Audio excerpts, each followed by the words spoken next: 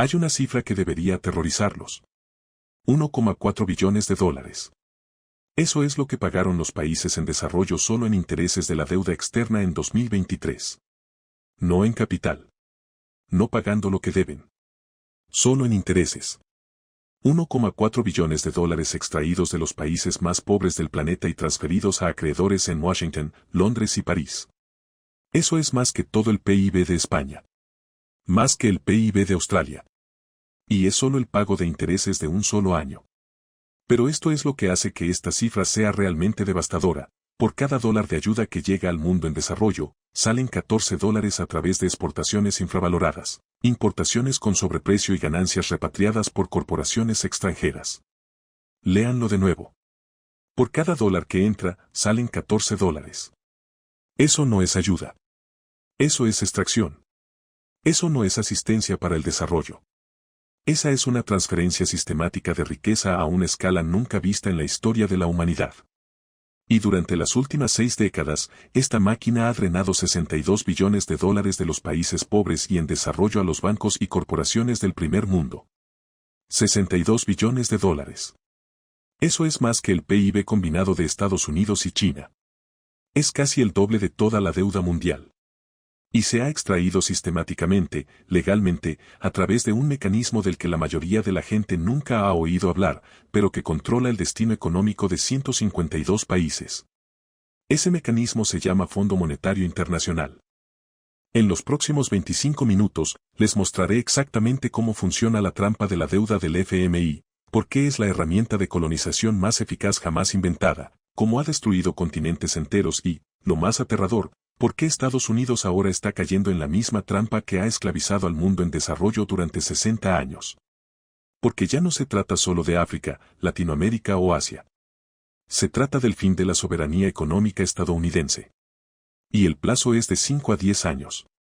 Permítanme comenzar mostrándoles la magnitud de lo que realmente está sucediendo ahora mismo, porque la mayoría de la gente no tiene idea de cuán extrema se ha vuelto la extracción. El mundo en desarrollo actualmente debe 31 billones de dólares en deuda total. Ahora bien, podrían pensar que no es mucho. Solo Estados Unidos tiene 38 billones de dólares en deuda. Pero aquí está la diferencia. Estados Unidos pide prestado en su propia moneda, que imprime. Podemos reducir nuestra deuda mediante la inflación. Controlamos la Reserva Federal.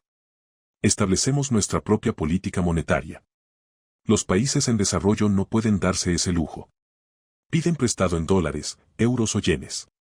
Monedas que no controlan. Y cuando no pueden pagar, lo pierden todo.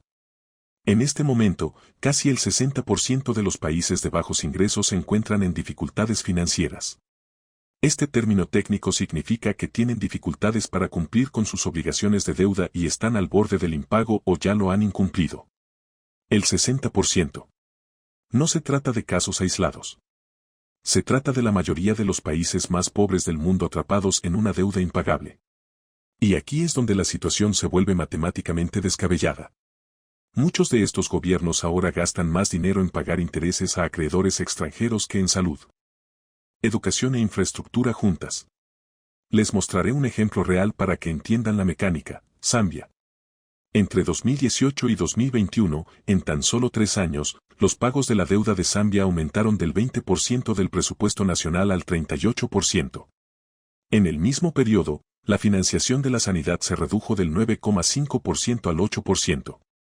La financiación de la educación se desplomó del 17% en 2016 a tan solo el 12% en 2022. Piensen en lo que eso realmente significa. En 2022, Zambia gastó el 38% de su presupuesto total en pagar intereses a bancos extranjeros, mientras que solo el 12% se destinó a la educación de sus hijos. El país está literalmente sacrificando su futuro para pagar a los acreedores. Y esto no es único. Es el patrón habitual en docenas de países atrapados en los programas del FMI: recortar la educación, recortar la sanidad, recortar la infraestructura, pagar la deuda. Siempre pagar la deuda. Y si no lo hacen, el FMI les corta el acceso a los mercados internacionales de crédito, su moneda se desploma y su economía implosiona. Así que los países no tienen más remedio que cumplir. Esto es esclavitud económica con una hoja de cálculo. Ahora, déjenme mostrarles quién controla realmente este sistema. Porque comprender la estructura de poder revela todo sobre los intereses a los que se sirve. El FMI tiene 190 países miembros, casi todos los países del planeta, pero el poder de voto no está distribuido equitativamente. Ni de cerca. Solo Estados Unidos tiene poder de veto sobre cada decisión importante del FMI. Un país de cada 190 puede bloquear cualquier decisión. Y, en general, el norte global, las naciones ricas e industrializadas, tiene 9 veces más poder de voto que el sur global en conjunto. 9 veces. Así que, aunque el FMI se presenta como una institución global, un árbitro neutral que ayuda a los países en crisis, en realidad es una sala de juntas controlada por las economías más ricas del planeta, que toman decisiones que los benefician a expensas de todos los demás. Y aquí está la prueba de que el sistema está amañado. Durante 65 años, todos los directores gerentes del FMI han venido de Europa Occidental. Ni de África, ni de Asia, ni de América Latina, sino de Europa, siempre. Durante 65 años, la institución que controla el destino económico de 152 países en desarrollo nunca ha sido dirigida por alguien de un país en desarrollo. Eso no es casualidad, es diseño. Ahora, permítanme mostrarles cómo funciona realmente la trampa de la deuda. Porque una vez que comprendan el mecanismo, verán por qué es casi imposible escapar. El patrón sigue 5 etapas y se ha repetido en más de 100 países con resultados casi idénticos cada vez. Primera etapa, la trampa de la crisis. No se puede atrapar a una nación sana y estable con deuda. No necesitan pedir prestado, así que se espera la crisis. Guerra, desastre natural, colapso económico, inestabilidad política, caída de los precios de las materias primas. Cuando un país está desesperado y al borde del colapso, es cuando se ofrece el préstamo. Pero el FMI no crea la crisis. Simplemente la espera. Y cuando llega, se posiciona como la única salvación. El país se está hundiendo. El AFMA lanza una cuerda, pero la cuerda tiene un nudo corredizo al final. Segunda etapa, el préstamo condicional.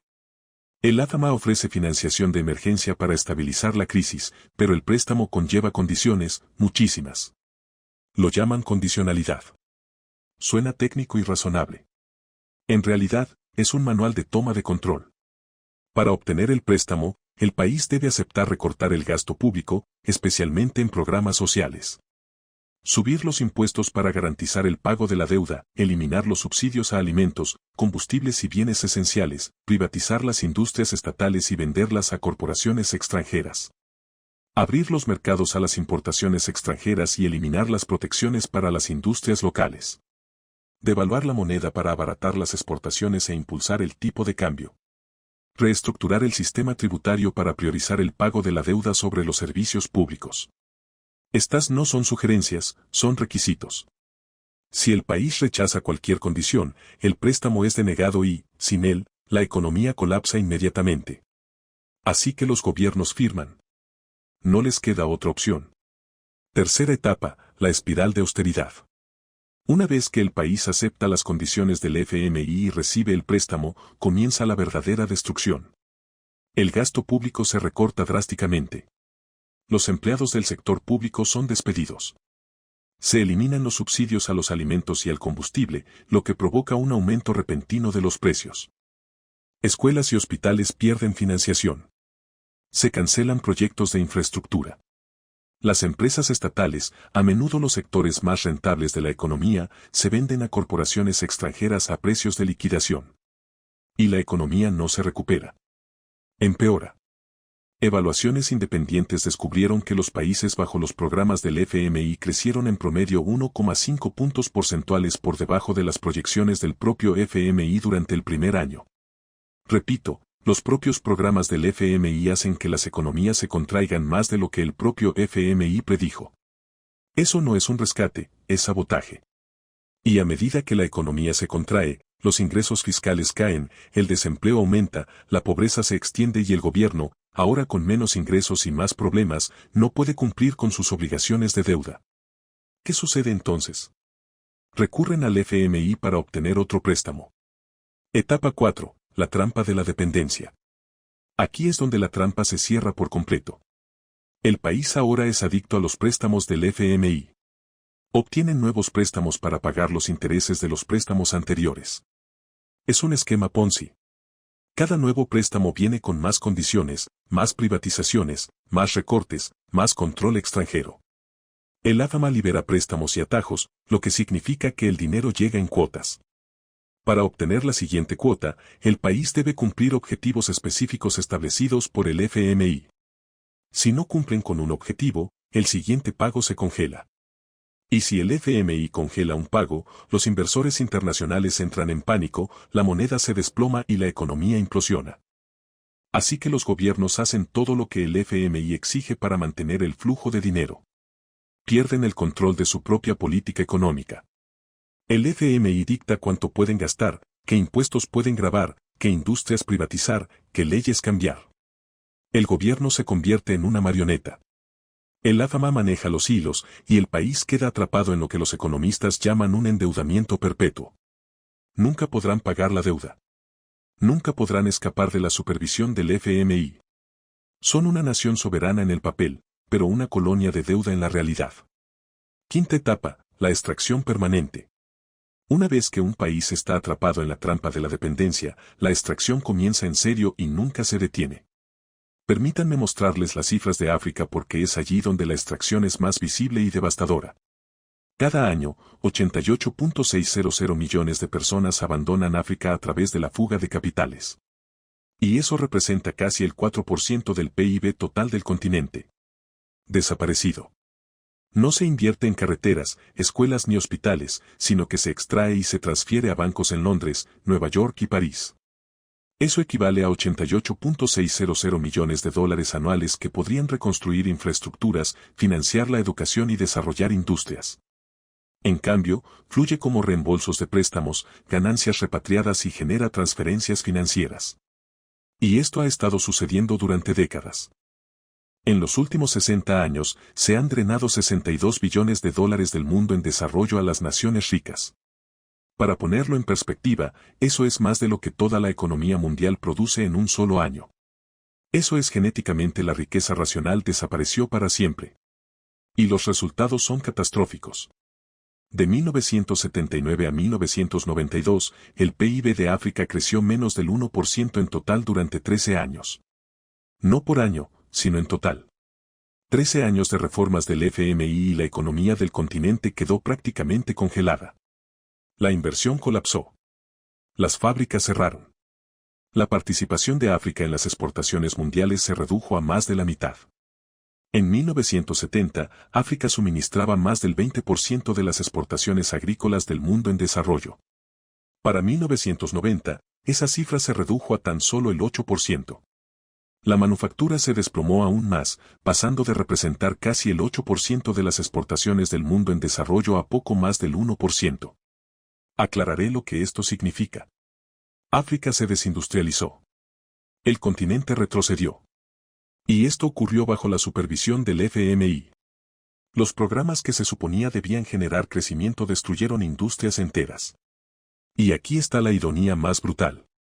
Hoy en día, en cifras brutas, hay el doble de africanos que viven en la pobreza absoluta que en 1980.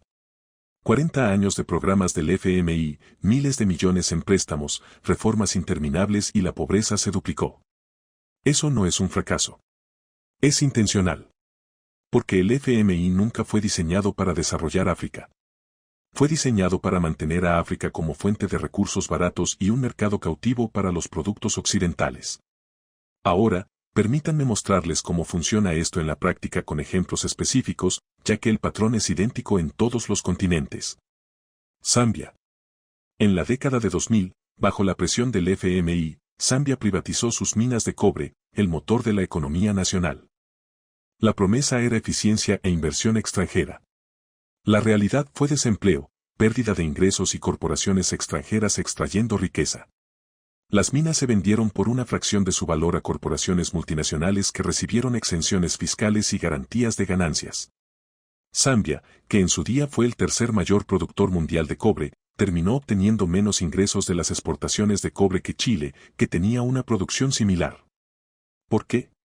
Debido a que las ganancias fluían al extranjero, las corporaciones extraían el cobre, Pagaban impuestos mínimos y enviaban las ganancias a los accionistas en Londres y Toronto. Zambia se quedó con el agujero en el suelo. Occidente se quedó con la riqueza, Rusia. Cuando la Unión Soviética se derrumbó en 1991, los economistas occidentales y el FMI impulsaron algo llamado terapia de choque. La idea era hacer la transición del comunismo al capitalismo de la noche a la mañana, privatizarlo todo, eliminar los controles de precios y abrir los mercados a la competencia extranjera de inmediato. En 1992, Boris Yeltsin implementó el plan.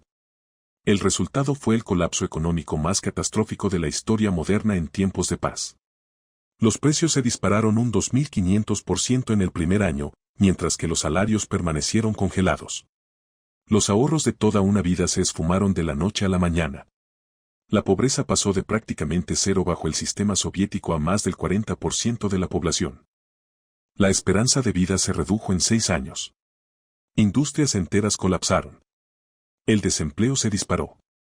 Y mientras la economía se quemaba, un pequeño grupo de hombres, muchos de ellos vinculados a bancos occidentales, compró activos estatales por una miseria. Compañías petroleras, monopolios de gas, acerías, bancos, todos vendidos con descuentos absurdos. Así se crearon los oligarcas rusos. No a través del emprendimiento, sino mediante planes de privatización respaldados por el FMI que transfirieron la riqueza estatal soviética a manos privadas en el mayor robo de la historia de la humanidad. Y el patrón continúa. Argentina siguió el mismo guión en la década de 1990, privatizando industrias bajo la guía del FMI. Durante unos años, el dinero entró a raudales. Luego, en 2001, la economía colapsó. Los bancos congelaron cuentas. La moneda se desplomó. El desempleo alcanzó el 25%. Millones cayeron en la pobreza. Todo bajo la supervisión del FMI. Permítanme mostrarles por qué esto es importante para ustedes, como estadounidenses, ahora en 2026. Porque el mismo mecanismo de la trampa de la deuda que destruyó al mundo en desarrollo se está desplegando contra Estados Unidos. Y la mayoría de los estadounidenses no tienen ni idea de qué está sucediendo. La deuda nacional estadounidense es de 38 billones de dólares. La relación deuda/PIB es del 128%. Estamos a 2 puntos porcentuales del umbral del 130%, donde todos los imperios de la historia han enfrentado una crisis sistémica. Pagamos 1,2 billones de dólares al año en intereses, más del 20% de los ingresos federales. Y ese porcentaje aumenta exponencialmente a medida que la deuda antigua se refinancia a tasas más altas. Estamos en la tercera etapa de la trampa de la deuda, la espiral de austeridad. Aún no hemos llegado a ese punto en términos del control del FMI, pero seguimos el patrón matemático exacto. Tomando prestado dinero nuevo para pagar los intereses de la deuda anterior. Acumulando déficits anuales de más de 2 billones de dólares sin ningún plan para reducirlos. Observando cómo los costos de los intereses consumen el presupuesto mientras la infraestructura se desmorona y se recortan los programas sociales. Y aquí está la pregunta aterradora, ¿qué sucede cuando Estados Unidos no puede pagar? ¿Qué sucede cuando llegamos a la cuarta etapa y necesitamos un rescate? ¿Quién rescata al país que imprime la moneda de reserva mundial? La respuesta es nadie. El dólar colapsa. Se pierde el estatus de moneda de reserva y Estados Unidos inicia una reestructuración de deuda con los acreedores internacionales. Esa reestructuración será muy similar a la que el FMI impone a los países en desarrollo, China, Japón, Arabia Saudita, la UE. Exigirán concesiones, control sobre puertos estratégicos e infraestructura. Arquitectura, participaciones en industrias críticas, concesiones territoriales o arrendamientos a largo plazo de tierras y activos, acceso directo a los ingresos fiscales estadounidenses para garantizar el pago de la deuda, una administración internacional de la deuda, similar al modelo del Imperio Otomano de 1881, donde los acreedores extranjeros recaudan impuestos estadounidenses y los envían directamente a los acreedores. Esto suena imposible, absurdo, pero es exactamente lo que le sucedió a todos los demás países que cruzaron el umbral de la deuda y no pudieron pagar. La soberanía económica termina. La soberanía política pierde su significado. Te conviertes en una colonia de deuda que enarbola tu propia bandera. El cronograma se basa en las trayectorias actuales, 2024 a 2027. La tercera etapa se intensifica. Los déficits se mantienen por encima de 2 billones anuales. Los costos de los intereses aumentan a 1,5 billones en lugar de 2 billones anuales. La parálisis política impide cualquier reforma significativa. 2027 a 2030 comienza la cuarta etapa. Una subasta fallida de bonos del Tesoro o una crisis geopolítica importante provocan una pérdida de confianza. Los acreedores extranjeros exigen mayores rendimientos o dejan de comprar por completo. La Reserva Federal se ve obligada a monetizar la deuda a gran escala. La credibilidad del dólar se hace añicos. Reestructuración de deuda de etapa 5 entre 2030 y 2035. Se celebrará algún tipo de conferencia internacional sobre deuda donde se reestructure el sistema monetario global y Estados Unidos se vea obligado a aceptar la supervisión extranjera de la política fiscal a cambio de un acceso continuo al crédito. Este es el mismo patrón de 5 etapas que ha destruido a 152 países en desarrollo, y ahora mismo estamos en la etapa 3. Entonces, ¿qué hace usted realmente? ¿Cómo se protege cuando su propio país cae en una trampa de deuda? Primero, comprenda que el modelo del FMI nos enseña que la riqueza fluye de los deudores a los acreedores. Si usted es deudor, está esclavizado. Si es acreedor, se beneficia. Elimine la deuda personal de forma agresiva. La trampa de la deuda afecta a las personas de la misma manera que a las naciones. En segundo lugar, invierta en activos tangibles que mantengan su valor independientemente de la estabilidad monetaria. Oro, plata, Bitcoin, bienes raíces productivos, cualquier cosa que no sea solo un reclamo sobre la promesa de pago de alguien. En tercer lugar, desarrolle habilidades que generen valor real. El patrón del FMI muestra que cuando las economías colapsan, solo sobreviven las personas con habilidades tangibles, médicas, agrícolas, mecánicas, de construcción, cualquier cosa que no pueda deslocalizarse ni automatizarse. En cuarto lugar, tenga opciones internacionales. No mantenga el 100% de sus activos en una sola jurisdicción. Diversifique entre países y monedas. En quinto lugar, observe los indicadores. La deuda estadounidense sobre el PIB supera el 140%. Zona de peligro. Comienza la crisis de la subasta fallida del Tesoro. Creación de supervisión fiscal internacional, fin de la soberanía. Permítanme concluir con la verdad fundamental, el FMI no es una organización de rescate. Es un mecanismo de ejecución de deudas, una herramienta de colonización financiera que ha transferido 62 billones de dólares de los países más pobres de la Tierra a los más ricos durante 6 décadas. Promete estabilidad y ofrece sumisión. Ofrece préstamos y exige soberanía. Y el patrón nunca ha fallado. 152 países, mismo plan, mismos resultados, deuda, dependencia, extracción. Y ahora ese mismo mecanismo se está preparando para desplegarse contra Estados Unidos, porque a las matemáticas no les importa el poder militar, las armas nucleares ni el excepcionalismo histórico. Cuando debes más de lo que puedes pagar, pierdes el control. Los acreedores toman el control y Estados Unidos tiene una deuda de 38 billones de dólares sin ningún plan para dejar de endeudarse. La trampa se está cerrando. La mayoría de los estadounidenses aún no lo ven, pero el mundo en desarrollo sabe exactamente lo que viene porque ya lo ha vivido. La pregunta es si reconoces el patrón antes de que sea demasiado tarde. Si esto te mostró un sistema que no sabías que existía, suscríbete inmediatamente y activa las notificaciones.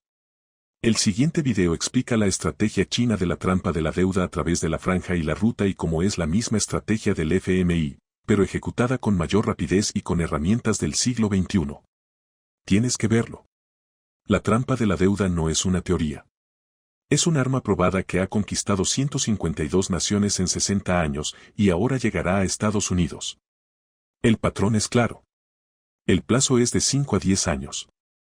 Y la única pregunta es si te preparas antes de que la trampa se cierre.